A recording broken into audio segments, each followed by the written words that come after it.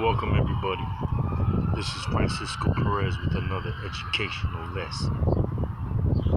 So we'll be going over the book again, finishing what we were reading. He got to Hawaii. This is the at sea with the scientifics. The Challenger letters of Joseph Matkin. See? So, I hope you can hear me because it is windy. Alright, so let's get it.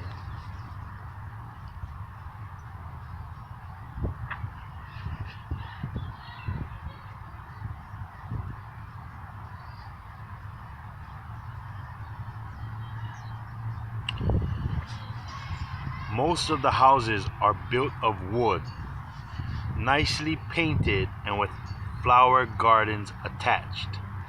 This island is not a fertile island, for the soil is nothing but lava cinders and everything has to be cultivated. I consider these natives far superior to those of the Philippine Islands in civilization and social progress. And although they were cannibals less than 100 years ago, the first missionaries arrived here in 1820. Isn't that when King Kamehameha died? He was murdered, he was poisoned, and no matter what, the priest couldn't do anything. He kept getting sicker and sicker because he kept being poisoned. 1820 is when the pyramids was destroyed. Come on, know your history, people. In the brig Thaddeus from Boston, United States. You see that? From Boston, United States, not United States of America. They said that the corporation, United States, the white ladies here, of course, ride horses the same as in England, but where everybody rides astride. A side saddle looks ridiculous. Lots of native women are over 6 feet high. Water. I want water. Here. Oh, no water. And generally as tall as the man. As compared with the Chinese or the Japanese town, there seems a great scarcity of children in Honolulu. Okay, they have cover. And the girls seem twice as numerous as the boys. I want. There are newspapers printed here and a monthly magazine. Daddy, Just got jacked. They took more water. But they are after the American style, and the tone is not equal to our own local papers. Yesterday we had several of the native ministers and state officials on board, and today we have had King Kalakaua himself on board with his son and several officers. Kalakaua is a stout man and about 40 years old, almost as black as a Negro, and in figure very much like a small edition of Sir Roger. He was dressed in an old civilian suit of cloths, of an old straw hat, but his son and his officers were well dressed. All our officers were in full dress, and the band played the Sandwich Anthem, and he was received just as we should receive Queen Victoria. He stayed to luncheon and had his portrait taken afterward. I should not mind living here for a few years. I should keep a horse and a litter of cats, dogs, and pigs, the same as the other Kanakas, Hawaiians. Here, the founder of the Hawaiian kingdom was Kamehameha I, who conquered and ruled the islands for 20 years. He was born 25 years before Captain Cook's discovered the islands, and was a very remarkable man. His memory is still regarded by his countrymen, and he is So they're gonna show right here is pictures in the National History Museum. I'm gonna show you real quick.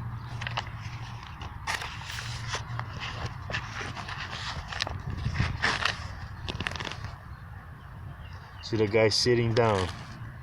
That's Kalakaua.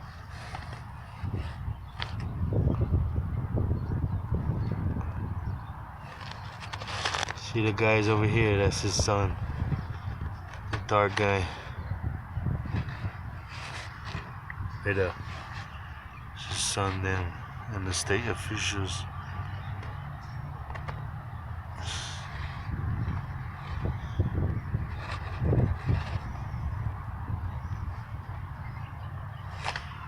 Okay.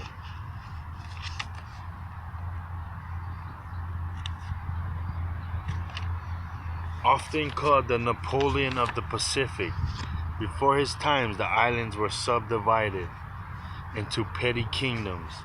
He was succeeded by 4 other Kamehamehas in session.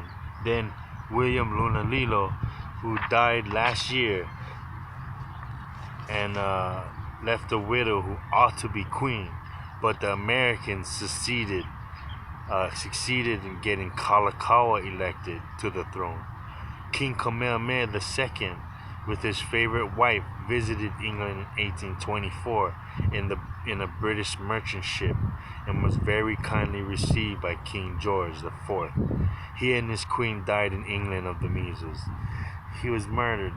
Him and his wife was murdered. They said, "We don't like this guy.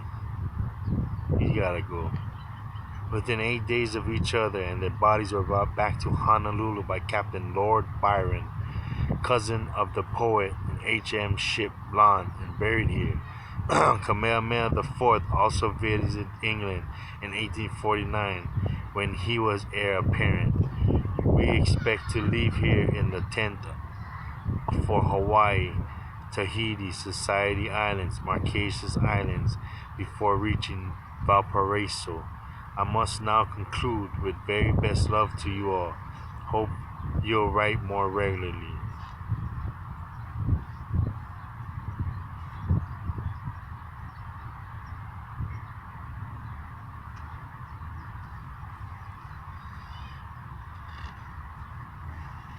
That's it.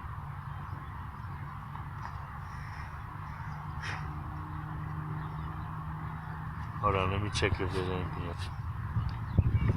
Okay, so I'm gonna continue. I'm just gonna start off over here.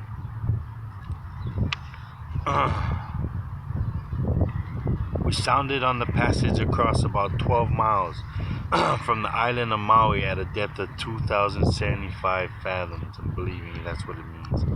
It was a lofty island, but inferior in altitude to this island of Hawaii, which is the highest in the Pacific.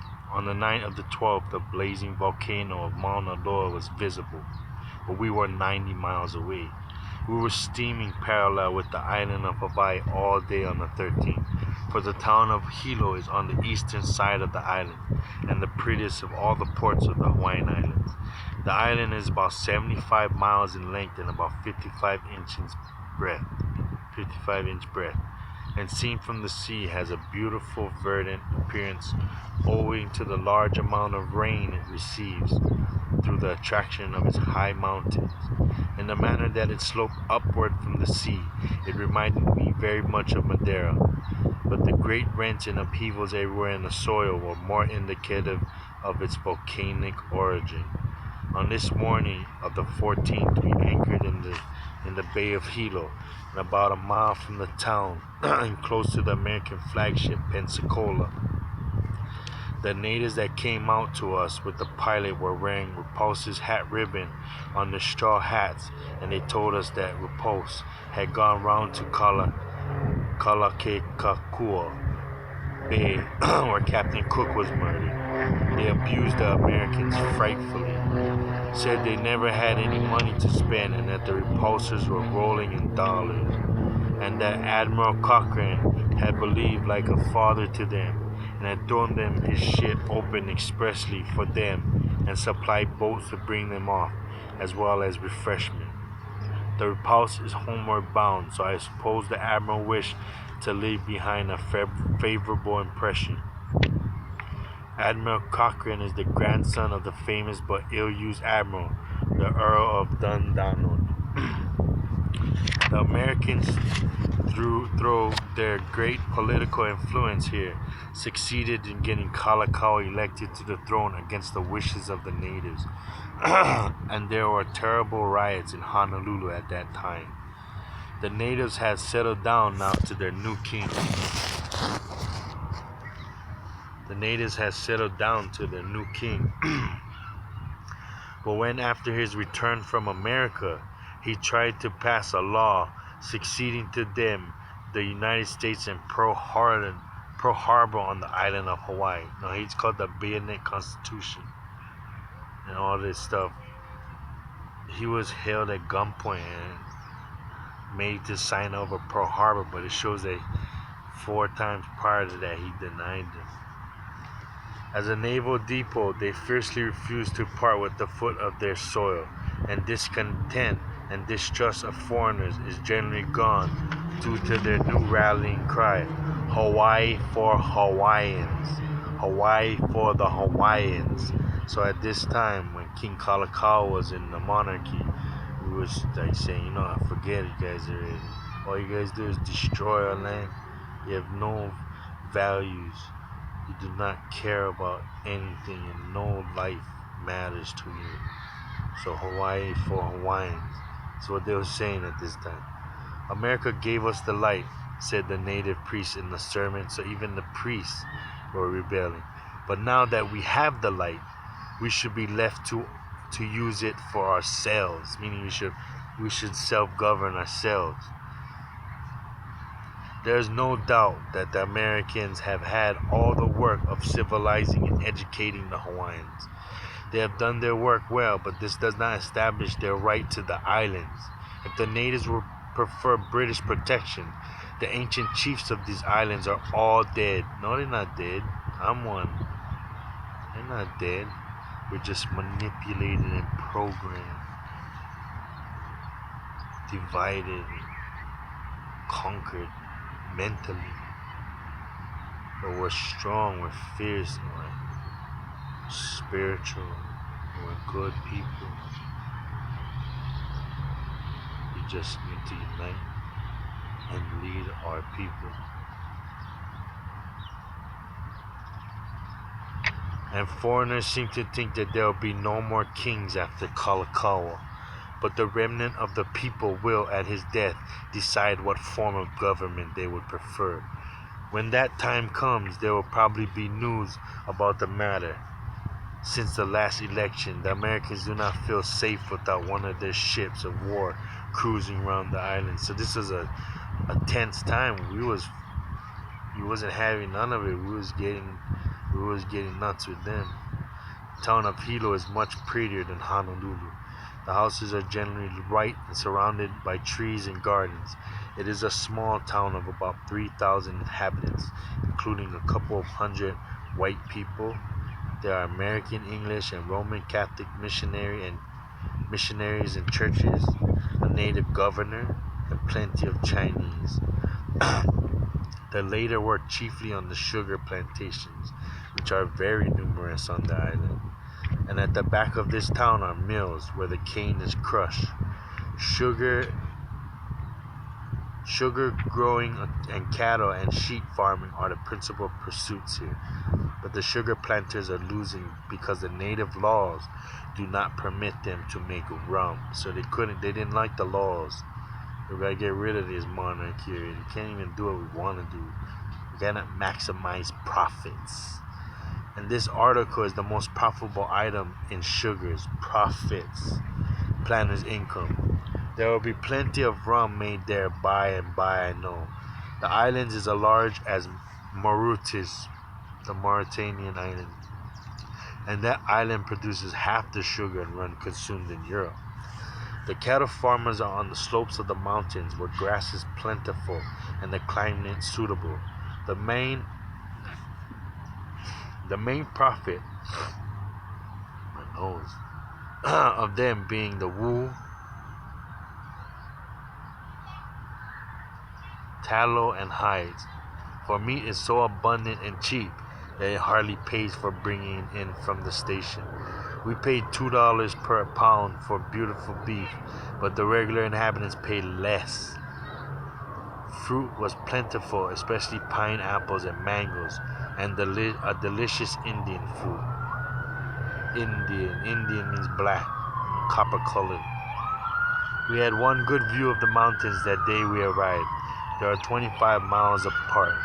Mauna Kea, the extinct volcano, is covered with a small patch of snow, but the active one of Mauna Loa was free from snow. They are each over 13,700 feet above the sea and slope upwards so gradually that a mule can climb to their summits. They are not conical shaped like Tenerife or Fusihama, but merely rise from a chain of mountains which is 10,000 feet high from several miles near the culminating point. Whoa. There is an active crater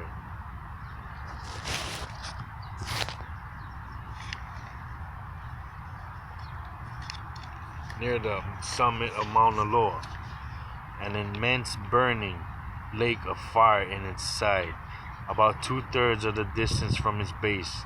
This wonderful lake of fire is what all travelers coming hither try to go see. Nearly all our officers has been, but it is a 2 days journey, and you require horses and native guides.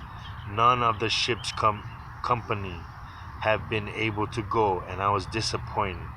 But to compensate for this, last Sunday night, the upper crater of Mauna Loa burst out brilliantly, more than it has done for the last 6 years, and we had a splendid view of the strange subterranean fire. We have not seen it since. The people say that you may be here for months without seeing it burning. It is the upper crater that the people fear the most, for when it bursts out, the burning lava rushes down the sides of the mountain towards Hilo. There have been about 6 eruptions during the present century, the last and worst being in 1868. A good many of the foreign settlers left in Hilo, then from Honolulu, thinking the town was going to be buried like the cities of the plain. Those who could not leave sent men on horseback toward the mountain to see what course the stream of fire was taking. It came direct for Hilo, burning and destroying everything in its course. But about 10 miles from Hilo, it entered the earth and flowed underground until it reached the end of the town, when it burst out of the ground and ran into the sea, forming a long peninsula land which is now covered with cocoa palms and vegetation. Horses are plentiful here as at Honolulu, and every native seems to possess one. I was on shore yesterday afternoon with 2 shipmates, and we went riding, but there are no good roads here like those at Honolulu. The whole surface of the island is lava cinders, overlaid with thin soil which is very fertile on account of the abundant rain. Water is plentiful, and there are numerous creeks and rivers in which groups of natives may be seen bathing all day long. We bathed and rode and ate fruit and sugar cane and joked with the natives. They are about the most hospitable we have ever seen, and so cheerful and pleasant. The young ladies decorated our horses and us with flowers and brought us fruit to eat, while they had a gallop themselves. We saw lots of children surf bathing or riding into the beach on the top of a great rolling wave which broke all along the shores of the island. They balance themselves on these waves and shoot into the beach at a rate of 40 miles an hour. We are just steaming away from Hilo and shall soon have seen the last of the Hawaiians and their pleasant land.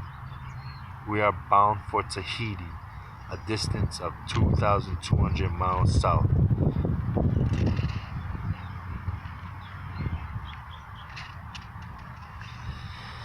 And I believe that is all about his journeys in Hawaii. Alright, ladies and gentlemen, I'd like to thank you guys for this little reading. Once again, at sea with scientists. Challenger letter. They just show you the picture of